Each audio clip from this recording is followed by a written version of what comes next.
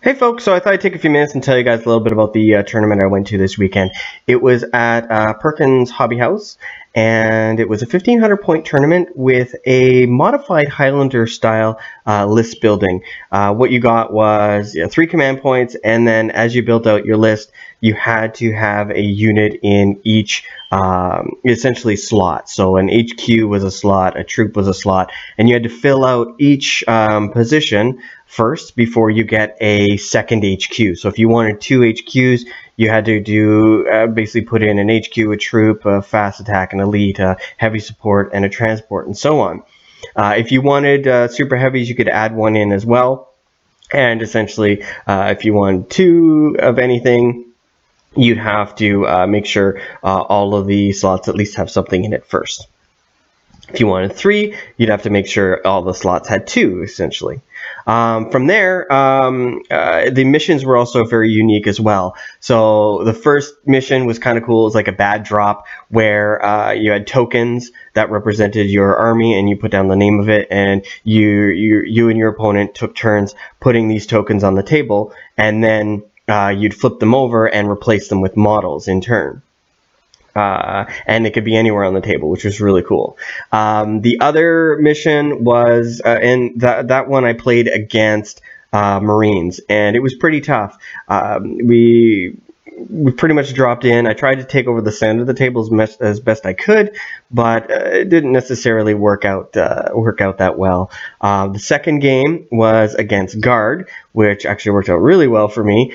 This one we couldn't do rerolls though, so that was a neat idea, and you couldn't take advantage of additional benefits to your army or additional special rules and things like that, chapter tactics, stuff along those lines. Just your basic units and what they could do. So my typical, I'm gonna cast guide. So I'm like, I roll and I'm like, I'm gonna cast guide. I'm like, wait, why am I casting guide? I can't use it.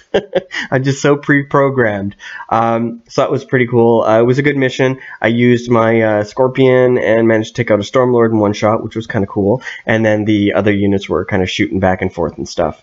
Did manage to win that one with a significant victory.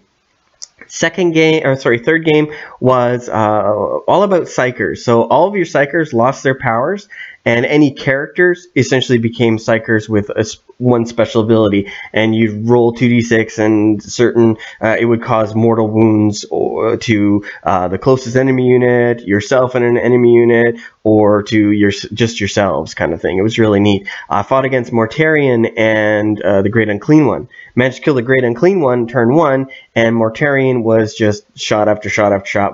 Finally killed him in Overwatch, but I did get a significant amount of damage taken in my army, and didn't really accumulate too many points.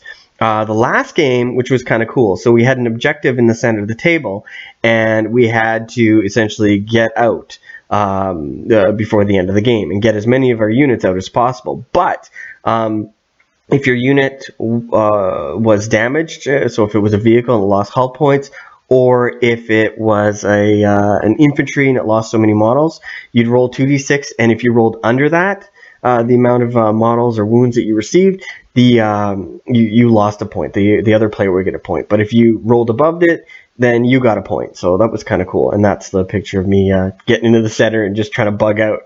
So that was a lot of fun. And I won that one with a significant amount of points too.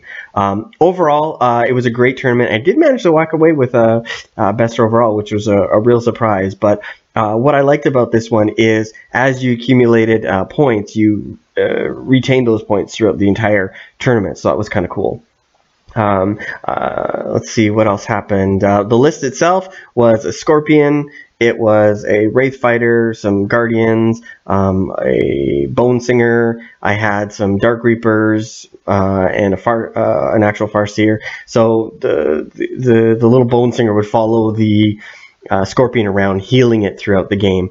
Unfortunately, couldn't do that in the one where it screwed up your psychic powers, And that was the only game where I actually lost my my Scorpion. All the other ones, my little Bone Singer was like healing stuff up, which is kind of cool. Anyways, enough of that. Overall, fantastic games and really great opponents, some really cool armies. And what I liked about the unique way the list was built is that you saw some really unique armies on the table too. So that was kind of cool.